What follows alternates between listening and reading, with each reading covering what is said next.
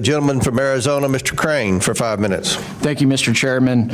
Grateful to have elected officials from Minnesota here today who can provide more intimate information regarding this mind-blowing fraud coming from the Somali community in Minnesota. According to Assistant U.S. Attorney Joe Thompson, there is an estimated $9 billion or more in fraud. Many obviously believe that this is just the tip of the iceberg. I want to thank and acknowledge the independent reporters Nick Shirley and Dave Hawk who broke this story wide open.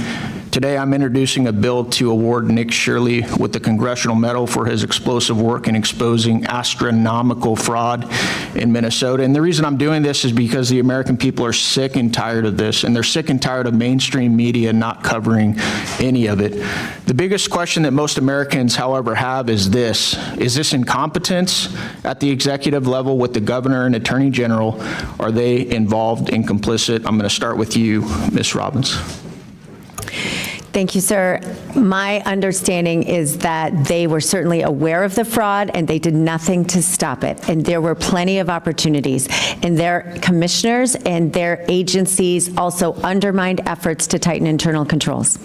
And according to Ms. Rarick, I believe you said that they were actually going after whistleblowers to suppress the expose of this fraud. Is that correct? That is what the whistleblowers have said repeatedly. Thank you. One thing that is so alarming is the reporting that many of these fraudulent companies are then donating the stolen money back to the same Democrats that are protecting them and advocate for these very programs. Is that correct, Mr. Hudson? I would agree with that statement. Well, we just had one of my Democrat colleagues said these are just opinions. You know, are these guys donating money back to Democrats? Yes, they are. I'd like to enter into the record, Mr. Chairman, an article from Breitbart News saying, with the title being "Database Searches Show Somali Fraudsters Funding Democrat Politicians." So these aren't opinions. Without objection. There's actually reporting on this. Are you guys aware? You guys are elected officials in Minnesota, right? Are you guys aware of the reporting that some of the stolen money is getting funneled back to the Islamic terror group Al-Shabaab in Somalia? Mr. Robbins. Yes, sir, and we have evidence of it going back as far as 2012, where a man was convicted of sending $21,000 to Al-Shabaab. In 2011, 2 Minnesota women were convicted of sending money to different groups. Someone else, we have multiple references of how the Al-Shabaab takes a cut when the money gets to Somalia through the Hawala network. So I think there's ample evidence on this and federal convictions. Yeah, that's outrageous. Obviously, one of the biggest reasons so many Americans are outraged by this massive exposure is because we generously and often foolishly allow immigrants and people into our country, and then they rob the American people blind while our debt skyrockets and the American people struggle to make ends meet. Are you guys hearing from your constituents the same outrage that I'm hearing from mine about this issue? Minnesotans are fed up.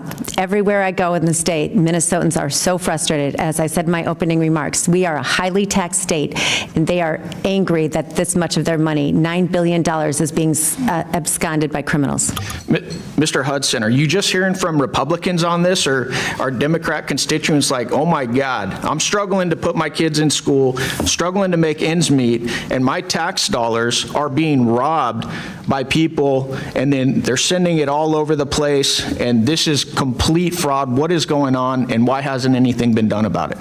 I'll give you a personal example. So my family, my in-laws in particular, are politically diverse. A lot of them vote for Democrats, and they're fairly apolitical. They're not like me, all plugged in.